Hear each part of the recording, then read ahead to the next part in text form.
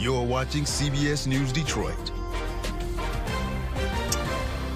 Welcome back. You know what? We've already been dealing with the cold and the snow. And before we get deeper into the colder months, it's very important to know how to best prepare for winter. So joining us this morning with some tips, we have Kevin here, who is the service manager for Feldman Automotive Group. Thanks so much for joining us this morning, Kevin. So first off, here we are. Like we've been dealing with snow. We dealt with it this past weekend and again this morning. What is the tip number one? Where do we begin when it comes to your car? Tip number one is going to be tires. Okay. Tires are huge because obviously going into the snowy or the cold, wet roads, we want to make sure that our tire tread is at an optimal depth, just for the safety of yourself and for others.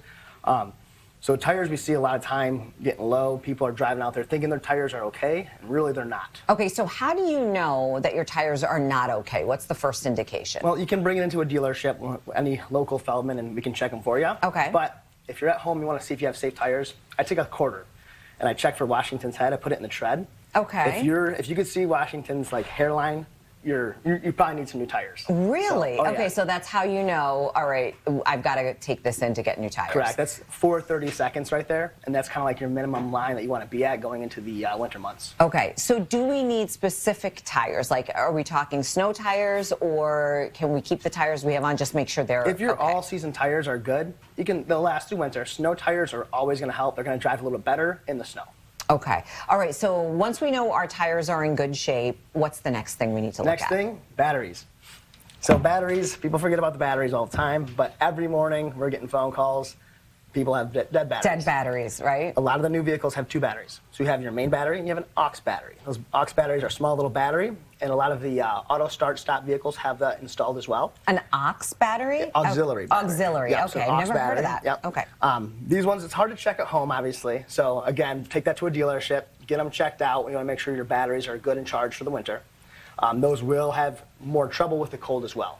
So we see that's where a lot of these dying batteries come from, is the cold. Temperatures will drop the battery. So is there any sort of indicator that your battery is either about to die or that there might be something wrong with your battery? Or does it come out of nowhere? It can come out of nowhere, which is the scary thing. Mm-hmm. But if your vehicle, you get in there in the morning and it's kind of slow to start, extended crank, it's time for new battery. So it's an indicator that maybe we need to get it checked out. Okay, so tires, battery, and then what's next? So we'll move on over here to the fluids.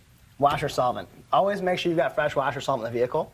This fluid breaks down over time, so if you're not using it a lot in the summer and then winter comes along, if you haven't changed it out, sometimes that can freeze and crack, and then you need a new washer solvent reservoir.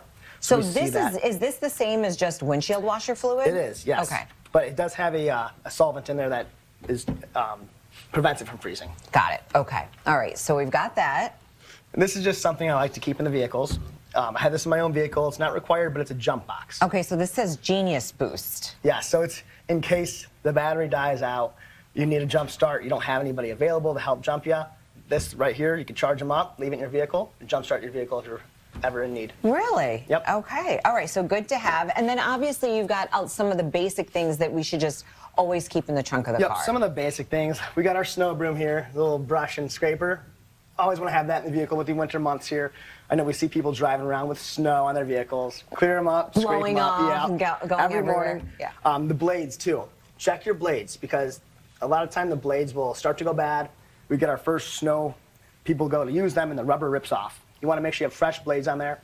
And if winter is, if you know that snow is coming, it's not a bad idea to flip the blades up, make sure that they're not contacting the windshield, clean it up in the morning, and you're good to go. All right, fantastic. Great tips as always. Another thing here, too, is we have the emergency kit. I like to keep one of these in the vehicle at all time. And this looks like a first aid kit in there. Yep, I packed the first aid kit. Can of Fix-A-Flat. Now, obviously, Fix-A-Flat's not great, but if you're ever in need, get a flat tire on the side of the road. It's a quick thing to get you to a dealership. And then we have a little emergency light. If you're ever on the side of the road, you pop this on top of the hood or on top of the vehicle, and it'll flash, just so people can see that you're out there.